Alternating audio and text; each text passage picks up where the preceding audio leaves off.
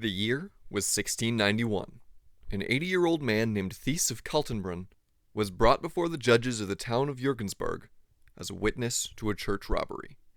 The judges knew that people in the town believed that Thies was a werewolf and a devil worshipper, but they didn't believe it had anything to do with the trial.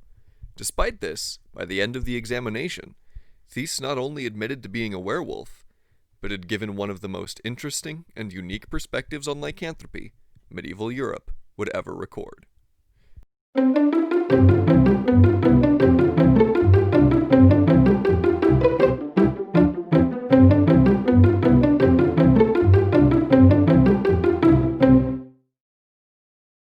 Werewolves are arguably one of humanity's oldest myths. Some historians regard the Epic of Gilgamesh, the oldest epic poem recorded, to be the first reference to werewolves. Another early and possibly more probable reference to these terrifying creatures was the myth of King Lycaon, a Greek mythological figure who was transformed into a wolf by Zeus. Regardless of their exact origins, neither of the references in these stories have terribly much to do with the modern notion of werewolves.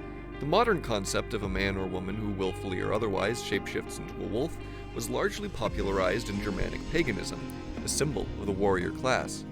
Come the Christianization of Europe during the medieval period, anything pagan was either subsumed into new Christian rituals, see Halloween and the ritualization of Christmas, or banned and considered devil worship.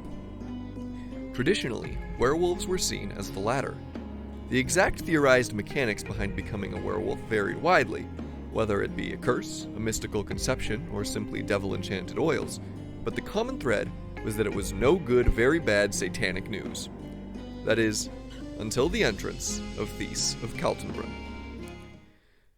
During a period of witch hunts and zealous searches for anything vaguely pagan, it may seem, counterproductive for a man of 80 years to openly declare to a court that he was in fact a werewolf, especially given that he had been literally laughed out of court over similar claims a decade prior. But Thies nevertheless decided to testify to the veracity of his condition. First, let's rewind to the previous trial. Thies had filed a complaint against a farmer he had accused of breaking his nose. Now, this would otherwise be a fairly straightforward and simple affair, except that Thies' explanation of how his nose had been broken was, a bit fantastical.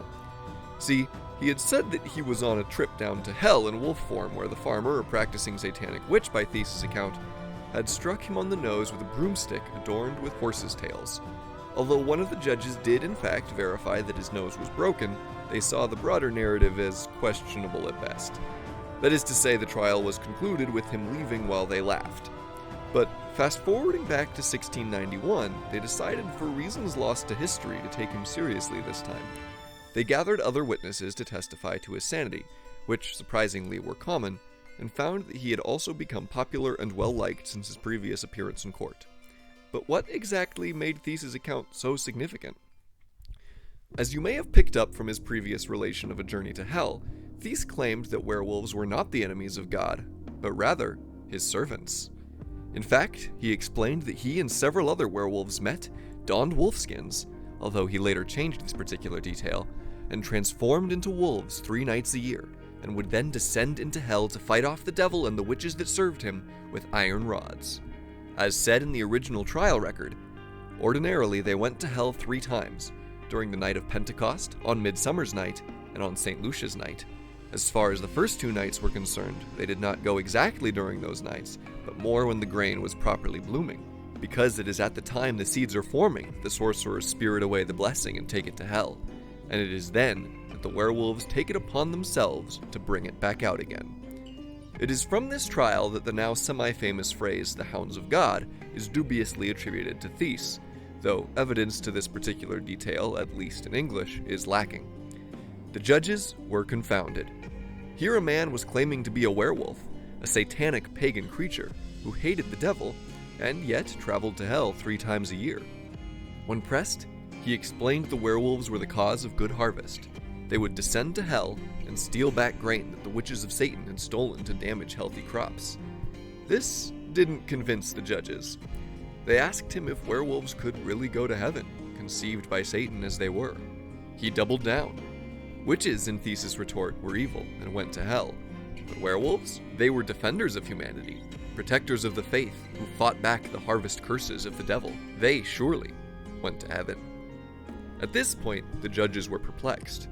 Everything that they knew about werewolves from Germanic tradition pointed to them being satanic. Everything Thies claimed suggested otherwise. This called for a new investigation, one in which the examination of Thies's faith would form the central question. So they asked him if he went to church, read the Word of God, or prayed regularly.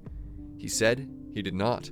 In his defense, he claimed he was too old to understand them. But the judges were now concerned. If he was not a practicing Lutheran, or even, as evidence was beginning to suggest, a Christian, what good was his testimony on the Christianization of werewolves?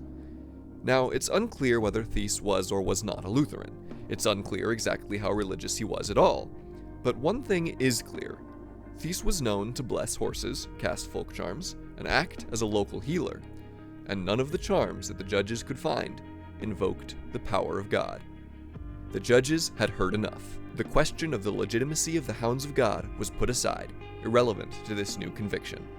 One particular blessing, sun and moon go over the sea, fetch back the soul that the devil had taken to hell and give the cattle back life and health which was taken from them, was presented as evidence of witchcraft, magic done without God's power. He was sentenced to flogging and banishment. Thies of Kaltenbrun's regalement of werewolves as defenders of humanity was not wholly unique, although its intensity and illustration of their role as a protector of the harvest certainly was. Nevertheless, the sentiment never did catch on, and thus the venerable old Thies is relegated, at best, to the footnotes of Christian history. However, the concept of a Hound of God is still romanticized in the fringe of popular culture today, and now, you know why.